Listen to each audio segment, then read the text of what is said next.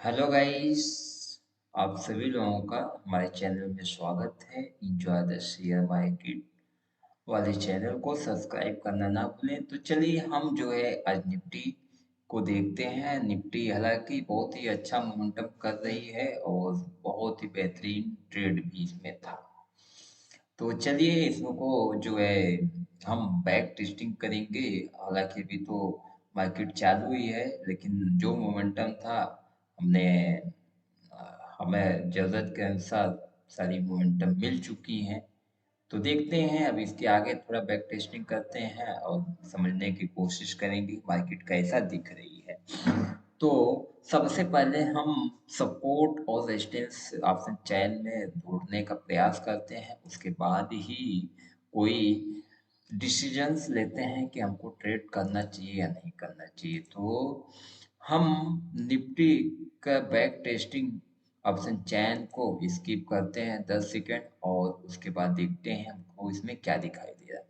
तो देखिए 22,700 की स्ट्राइक प्राइस पर सपोर्ट और 22,700 की स्ट्राइक प्राइस पर रेजिस्टेंस, यानी दोनों हमको रेजिस्टेंस सपोर्ट दिखाई दे रहा है। ठीक है, इसको और प्ले करते हैं और बारीकी से समझने की कोशिश करते हैं। तो रेजिस्टेंस यहाँ पर अगेन थोड़ा सा 22,800 पर शिफ्ट होता हुआ दिखाई दिया था, फिर रिशिफ्ट हो गया 22,700 की स्ट्राइक प्राइस पर। ठीक है, और सपोर्ट की बात करें तो सपोर्ट जो 22,600 की स्ट्राइक प्राइस पर WTT दिखाई दे रहा है। यानी कुल मिला जुला करके हम बात करें तो हमारे पास अभी के लिए बुलिश ट्रेड नहीं है। क्यों? क्योंकि सपोर्ट जो है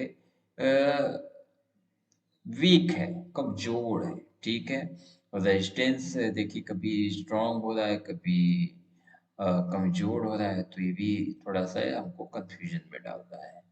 तो चलिए देखते हैं, किसी एक साइड स्ट्रांग होने की कोशिश करती है मार्केट तभी हम ट्रेड बनाएंगे, अदरवाइज इंतजार करेंगे। उसके साथ ही साथ हम अपनी मैजिकल लाइन भी खींचेंगे। तो मैजिकल लाइन की बात करें तो मार्केट जब तक सेटलमेंट नहीं होता तब तक हम इसमें कोई भी मैजिकल लाइन ड्रॉ नहीं करते हैं।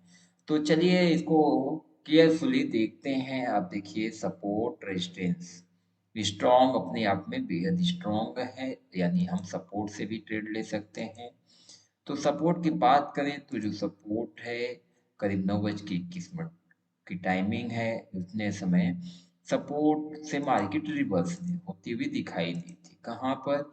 22,673 के आसपास लाइन आ रही थी। हमने 22,671-70 पे लाइन ड्रॉ किया हुआ है। थोड़ा सा 5-10 पॉइंट कभी कभी इस वैल्यू को एडजस्टमेंट करके लाइन ड्रॉ करना होता है। तो चलिए अब हमारे पास तो जो कॉल का ट्रेड था वो निकल ही चुका है, क्योंकि मार्केट को 5 मिनट सेटल्ड होने में टाइम लग जाता है और हमें ट्रेड बनाना भी एक मुश्किल हो सकता है। और जो सपोर्ट रेजिस्टेंस भी क्लियरिटी नहीं दे रहा था, दोनों कभी रेजिस्टेंस ये कमजोर हो रहा था, कभी सपोर्ट कमजोर हो रहा था, कभी स्ट्रांग दिखाई दे रहा था। तो अब हमको क्लियरिटी मिल चुकी है 9:21:50, यानी 9:22 पे। ठीक है, तो चलिए अब यहाँ पर हम एक लाइन ड्रॉ करते हैं। तो 22,621 के आसपास ये लाइन की वैल्यू आ रही। ठीक है, तो हमने एक लाइन ड्रॉ कर दिया था 22,620 पे। ठीक है, हमने यहाँ से पुट के लिए एक लाइन ड्रॉ कर दिया था। क्यों? क्योंकि रेजिस्टेंस स्ट्रांग है। तो जब रेजिस्टेंस स्ट्रांग हो तो वहां से पुट और सपोर्ट स्ट्रांग हो तो वहां से कॉल। हालांकि मार्केट सपोर्ट के अपने आसपास आएगी, तो सपोर्ट के लिए भी हमने एक लाइन ड्रॉ कर दिया है। और एक लाइन, हालांकि इस लाइन की अभी जरूरत तो नहीं है, लेकिन हम उस समय अपने मन में ये संभावनाएं व्यक्त कर रहे थे कि यदि मार्केट यहाँ पर 1-1.5 घंटे, करीब 1 घंटे तक या तो पौने 1 घंटे तक इस लाइन को हिट करती, यानी साइडवेज ऐसे ऐसे कंसोलिडेट स्टेबिलिटी दिखाती है, तो उसके बाद इसको ब्रेक आउट करती है, तो मार्केट अपने EOR+1 तक जाने की संभावनाएं रखती है। तो 22,772 के आसपास उसकी वैल्यू आ रही थी, इसलिए 22,770-72 के आसपास हमने इस लाइन को ड्रॉ कर दिया था।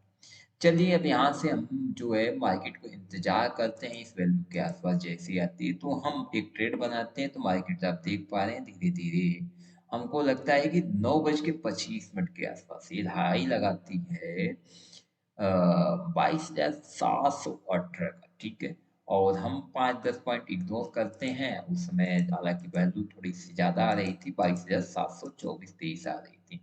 तो मार्केट देखिए डॉट डॉट 22,724 से रिवर्सल भी ली है। तो 5 पॉइंट हम इग्नोर कर दी और यहाँ से एक ट्रेड बनाने की कोशिश की।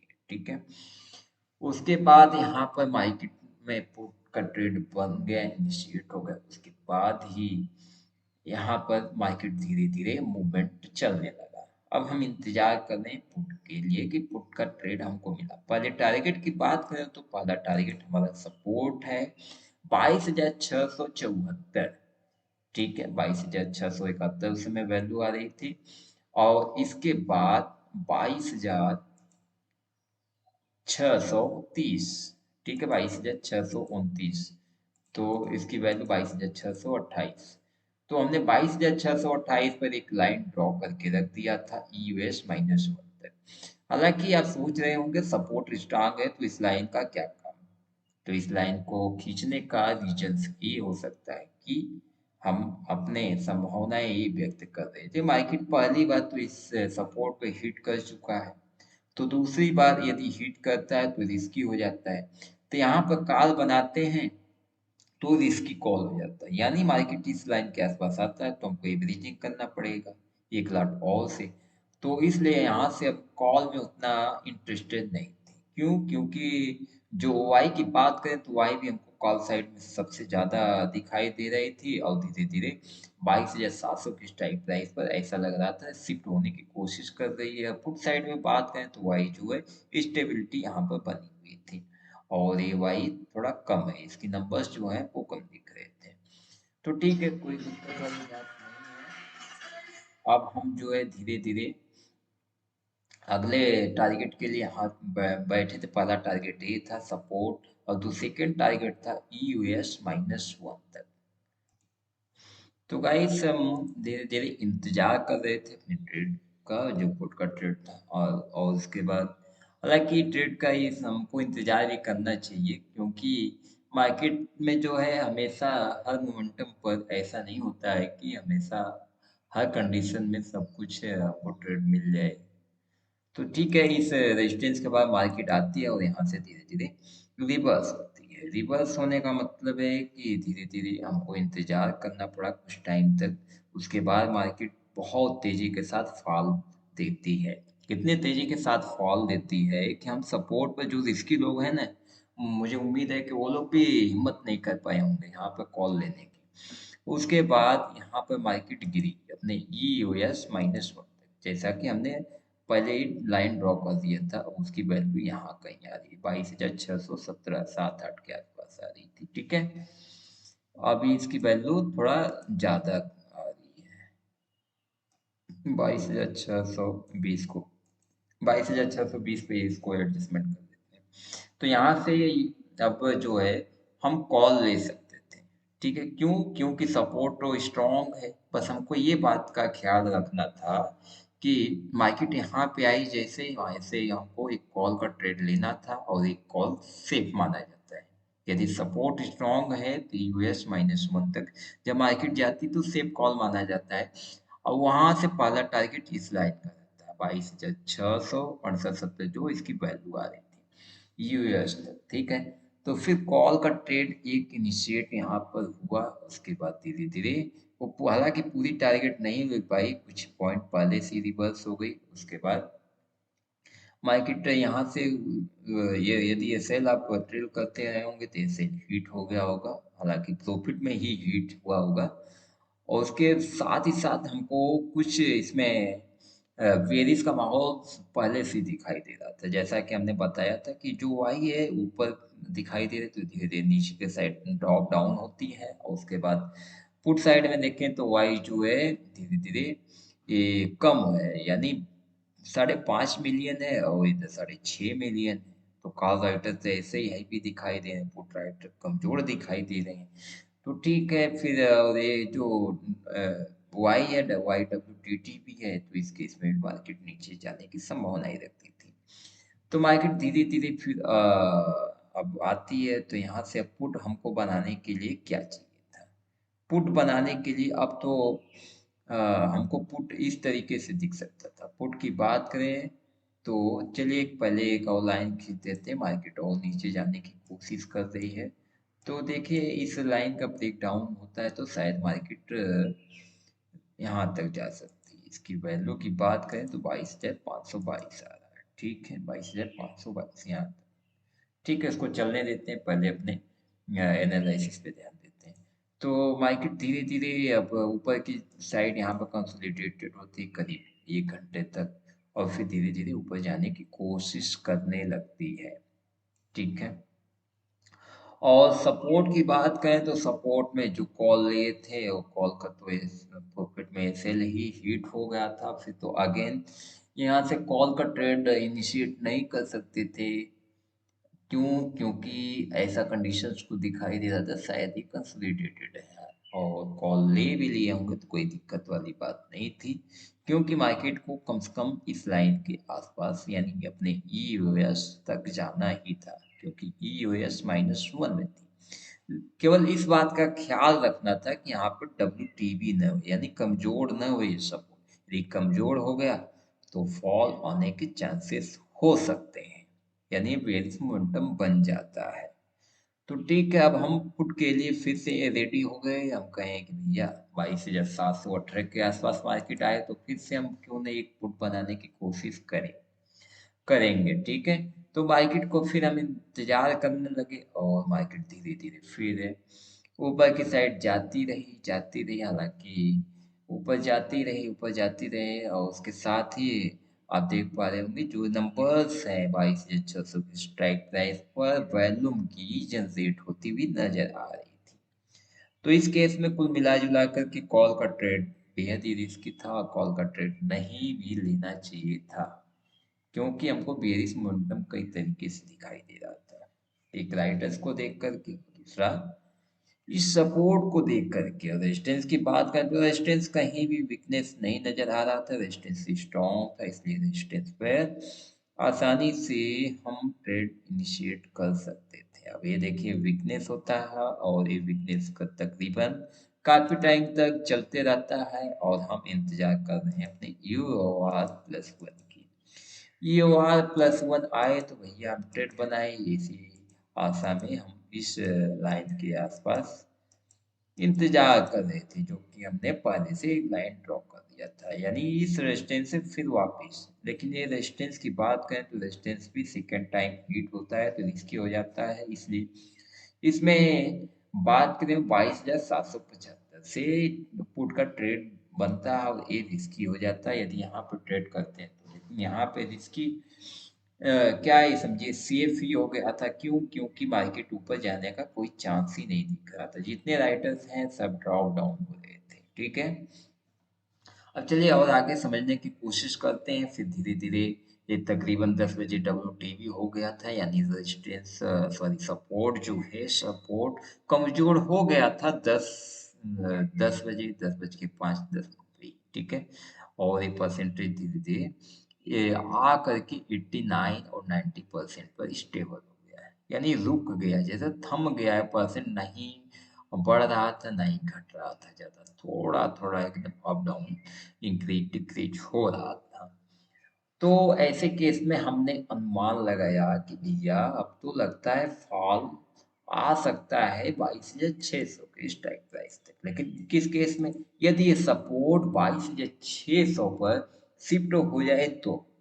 अदरवाइज मार्केट यहीं पर आकर के कंसोलिडेट, यदि गिरना भी होगा मार्केट को तो 22,620-30 की स्ट्राइक प्राइस पर आकर के कंसोलिडेटेड हो जाएगी, इससे नीचे मार्केट जाने वाली नहीं है। ठीक है, और रेजिस्टेंस की बात करें तो रेजिस्टेंस के लिए ये वार और ये वार+1 तक संभावनाएं थी, लेकिन मार्केट वहां तक नहीं गई। ठीक है, और फिर हम कैलकुलेट करते हैं तो वैल्यू वही आती है। तो देखते हैं मार्केट कैसे कैसे कब ड्रॉप डाउन देती है। तो उसके कुछ ही टाइम तक हमने इंतजार किया, इंतजार किया, इंतजार। और यहाँ से स्कैल्पिंग के बारे में एक बार सोचा तो स्कैल्पिंग यहाँ से करना हमको भारी पड़ गया। ठीक है, क्यों? क्योंकि जैसे ही स्कैल्पिंग हमने किया, हमने ये अंदाज लगाया था कि मार्केट यहाँ से डाउनफॉल देगी, यानी अपने यूएस तक। क्यों? क्योंकि सपोर्ट धीरे धीरे स्ट्रॉन्ग न होकर के कमजोर होता जा रहा था। लेकिन ये परसेंटेज एक स्टेबिलिटी दिखाने के नाते इसमें सबसे बड़ी बात बताऊं तो स्टेट ऑफ कंफ्यूजन का एक आशा हो गया, यानी स्टेट ऑफ कंफ्यूजन इसमें अब आ सकता है। इसलिए हमने इस जो पोजीशंस लिए थे इस लाइन के आसपास, इस पोजीशंस को होल्ड करना स्टार्ट कर दिया। और ये अपने मन में सोचा कि भैया स्टेट ऑफ कंफ्यूजन आया तो मार्केट यहाँ से गिरने लगेगी। ठीक है, और इस पोजीशन को हमने होल्ड कर दिया। हालांकि स्टेट ऑफ कंफ्यूजन में भी खरीदारी इसी लाइन के आसपास बनती थी। ये देखिए 22,708 तक। ठीक है, इसकी वैल्यू आ रही थी 22,708 की बात करें तो 22,708 पर एक लाइन ड्रॉ कर लेते हैं और इसको कर देते हैं ग्रीन, यानी उस समय वैल्यू इसकी कम आ रही थी। और मार्केट धीरे धीरे अपने रेजिस्टेंस की तरफ बढ़ने लगता है यूआर तक, और धीरे धीरे मार्केट अपने ऊपर जाता रहता है और हमारा लॉस होना शुरू हो जाता है। और लॉस की बात करें तो थोड़ा ज़्यादा ही लॉस होने लगा, क्योंकि मार्केट यहाँ से ऊपर की तरफ मोमेंटम देने की कोशिश करने लगी और ऊपर गई भी। और हमने इंतजार किया बहुत काफ़ी टाइम तक। इंतजार इसलिए किया कि क्योंकि हमको पता था कि 12 बजे के आसपास यहाँ पर स्टेट ऑफ कंफ्यूजन होगा। तो स्टेट ऑफ कंफ्यूजन जिस साइड होता है मार्केट उसी साइड चलने का प्रयास करने लगते हैं और उसी साइड चलते भी है स्टेट ऑफ कंफ्यूजन में। ठीक है, और जहां तक स्टेट ऑफ कंफ्यूजन रहता है मार्केट उसी तरफ चलना स्टार्ट हो जाती है। तो धीरे धीरे तकरीबन 12 बजे तक ये ऐसे ही परसेंटेज दिखता रहा और बाद में यहाँ पर हमको स्टेट ऑफ कंफ्यूजन का मौका मिला, यानी ट्रेड हमने भुनाया, सॉरी, ट्रेड हमने जो भुनाया हुआ था उसी ट्रेड को होल्ड करके यहाँ तक रखा हुआ था। और यहाँ से हम आशा करने लगे भैया यहाँ से डाउनफॉल आ जाए, डाउनफॉल आ जाए। लेकिन डाउनफॉल 12 बजे के बाद भी नहीं आ रहा था, मार्केट बुल ही होती जा रही थी। ठीक है, तब हमको ये थोड़ा थोड़ा ये पता चलने लगा, यानी संभावनाएं व्यक्त करने लगा मैं कि यदि फॉल आएगा तो बहुत तेजी के साथ फॉल आएगा। ठीक है, शार्प फॉल आ सकता है। अचानक कुछ ही टाइम के बाद मार्केट एक अच्छा खासा एकदम तगड़ा वाला फॉल देती है। और उसके लिए सपोर्ट की बात करें तो सपोर्ट जो था, ये सॉरी, उस समय सपोर्ट कितने बजे मार्केट गिरी चलिए देख लेते हैं। मार्केट यहाँ से फॉल आया है 12:15 पे। ठीक है, 12:15। हालांकि हमने सपोर्ट की एक लाइन ड्रॉ करके रखी हुई थी पहले से। क्यों? क्योंकि जब भयंकर वाला फॉल आता है तो मार्केट एक आध डाइवर्जन एक्स्ट्रा चली जाती है। ठीक है, और परसेंटेज भी इंक्रीज होता जा रहा था, यानी सपोर्ट 22,600 की स्ट्राइक प्राइस पर जा रहा था। तो हमने पहले ही व्यक्त कर दिया था यदि मार्केट 22,000, पहली बात तो 22,600 की स्ट्राइक प्राइस पर जब सपोर्ट शिफ्ट होगा तो 22,550 तक गिरने की संभावनाएं पूरी है। तो हमने एक लाइन ड्रॉ कर दिया था, उसमें पहले इसकी 22,660 आ रही थी। ठीक है, तो एक लाइन हमने यहाँ पर ड्रॉ कर दिया था। मार्केट बहुत तेजी के साथ मोमेंटम करता है और पहले से ही रिवर्स हो जाता है। उसके बाद यहाँ से कुछ लिक्विडिटी लेता है, फिर वापिस इस लाइन के आसपास अभी तक ट्रेवल करता है। अब आगे की संभावनाएं की बात करें तो संभावनाएं जो है, अभी सपोर्ट की बात करें तो support is shifted from top to bottom.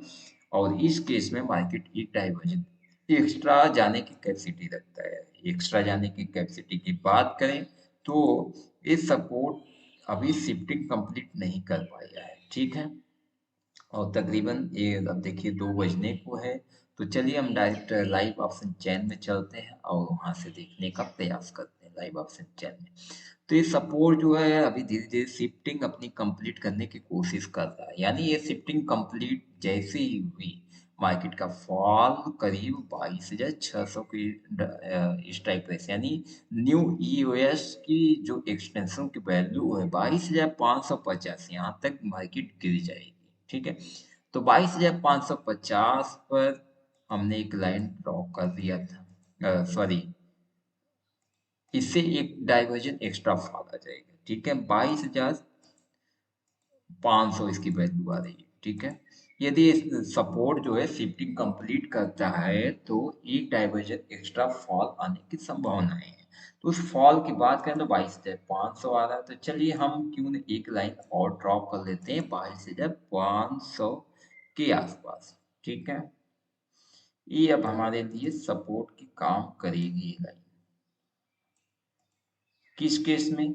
यदि जो सपोर्ट है, सपोर्ट बॉटम की तरफ पूरी तरीके से शिफ्ट हो जाता है तो, अदरवाइज मार्केट वहीं पर कंसोलिडेटेड रहेगी। इसको कर देते हैं रेट। जब तक ये परसेंटेज डिक्रीज नहीं होता है, यदि स्टेबिलिटी बनी रहती है तो स्टेट ऑफ कंफ्यूजन आ सकता है, यानी कुछ टाइम के बाद, 1 डेढ़ घंटे 2 घंटे के बाद एक गिरेगा मार्केट। यदि नहीं आती है, डिक्रीज होता रहा, तो भी मार्केट यहाँ तक आने का फॉल दे सकती है। लेकिन किस केस में? इस सपोर्ट को अगेन स्ट्रॉन्ग होना पड़ेगा 22,600 की स्ट्राइक प्राइस पर। ठीक है, अभी शिफ्टिंग कंप्लीट नहीं की है, इसलिए मार्केट यहाँ पर कंसोलिडेटेड रहेगी। चलिए और आगे समझने की कोशिश करते हैं। हालांकि कुछ दिख तो नहीं रहा है, लेकिन पीसीआर की बात करें तो पीसीआर भी नेगेटिव दिख रहा है। पीसीआर नेगेटिव की बात करें तो पीसीआर जो है, देखिए सुबह में थोड़ा सा बुलिश हुआ था, उसके बाद ही एक स्टेबल की दिखाई दी है। सुबह में 1.04 तक गया था, फिर इस समय 0.811 तक चल रहा है। यानी पीसीआर भी हमको बताता है कि मार्केट में फॉल आएगा या नहीं आएगा। वाई चेंज की बात करें तो वाई चेंज भी हमको निगेटिव डाटा ही प्रोवाइड कर रही है, यानी ये कहीं ना कहीं ये हमको बता रही है कि मार्केट में बेरिश फॉल है, यानी कॉल राइटर्स ज़्यादा है, पुट राइटर्स कमजोर है। चलिए ठीक है, और बहुत सारी चीज़ें हैं इस ऑप्शन चैन में, और हम अपने वीडियो को अब यहाँ पर विराम देते हैं। हमारे एक संभावना और है, यदि ये सपोर्ट शिफ्टिंग कंप्लीट करता है तो मार्केट यहाँ तक आ जाएगी। शिफ्टिंग नहीं भी कंप्लीट करता है तो भी यदि स्टेबिलिटी लगभग काफ़ी टाइम तक बनी रहती है तो भी यहाँ तक फॉल आ जाएगा। तो मुझे उम्मीद है धीरे धीरे 1 घंटे हो गए होंगे स्टेबिलिटी को बनते, 1 घंटे और इंतजार करते हैं, उसके बाद एक फॉल इस लाइन के आसपास आना चाहिए। चलिए देखते हैं, अब देखेंगे क्या सब कुछ हो गया। चलिए हम अपने वीडियो को विराम करते हैं। जय हिंद, जय भारत।